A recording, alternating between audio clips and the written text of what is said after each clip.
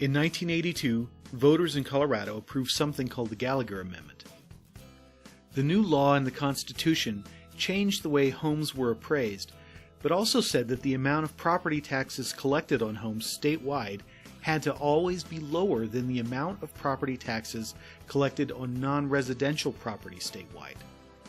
In fact, the amendment said taxes on residential property had to be roughly 45% of statewide collections, and non-residential property would comprise the remaining 55%. This ratio is often called the 45-55 split. Gallagher also dictated the assessment rate for all property. What's the assessment rate? That's the percentage of a property's value that is subject to taxation.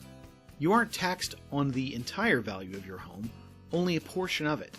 For example, if you have a $350,000 home and the assessment rate is 7.96%, you'd only pay property taxes on $27,860 of the home's value. Gallagher said that the assessment rate on all non-residential property would be fixed at 29%, and that the assessment rate on all residential property could fluctuate to maintain the 45-55 ratio. What's non-residential property? Well, that includes businesses, farms, oil and gas property, vacant land, and a few other categories. In 1983, the residential assessment rate was 21%. Throughout the 1980s, the increasing value of residential property outpaced the increases in non-residential property. With ever-rising residential property values, the assessment rate on homes had to be lowered continually to maintain the 45-55 split. It fell to 18%, then 16%, then 15%. It hit 10.36% in 1995, and finally it fell to 7.96% in 2003. So what's all this got to do with the state budget if property taxes are only collected locally? The reason it's important is because we fund schools both with local property taxes and with other kinds of taxes collected at the state level. If local effort falls, the state is on the hook to backfill the difference. In the early 1980s, local property taxes paid 54% of the cost of public schools in Colorado, with the state picking up the remaining 46%. That was when Colorado was spending more per student than the national average, and the assessment rate was 21%. By 2015, the state was paying 66% of the cost of funding schools, while local property taxes paid for just 34%.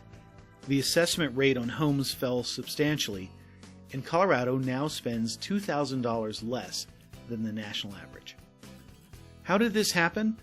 Well, because Gallagher requires the assessment rate to be lowered on residential property, the percentage of school funding from residential property taxes shrank over time, and the state had to backfill the difference. In most years, the value of residential property grows faster than non-residential property. As a result, the assessment rate on homes dropped from 21% in 1982 to 7.96% by 2003. But in recent years, an oil and gas boom actually meant that the value of non-residential property was growing faster than homes. So to maintain the 45-55 split, Colorado should have increased the assessment rate on homes. For example, in 2013, the rate should have been set at 9.13% to maintain the 45-55 split.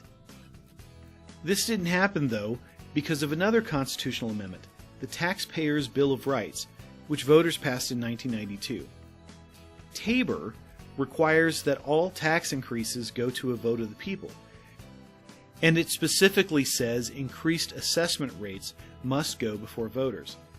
The rate can go down to maintain the Gallagher split, but it can't go back up because of TABOR.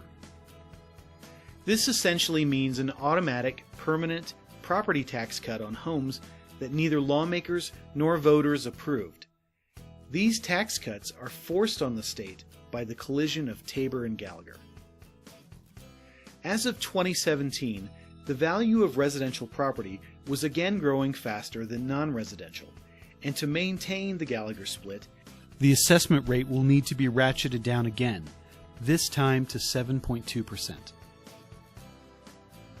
Remember how when local property tax collections fall, the state's share of education funding has to increase to make up the difference?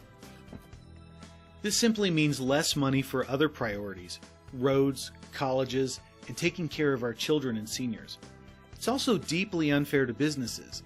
As the Tabor-Gallagher collision is played out over time, businesses now are being assessed at 4 times the rate that homes are. The impact of the Tabor-Gallagher collision is also felt differently across different regions of the state. On the Front Range, where home prices have grown at double-digit rates, the impact on schools is less obvious. But in counties across Colorado where home values didn't see the growth that the Front Range did, school districts and other local governments are in trouble. The Tabor-Gallagher collision means not only fewer local dollars available for schools, but, in some cases, fewer dollars for other services that get revenue from local property taxes, such as police and fire protection. This video was brought to you by the Colorado Fiscal Institute.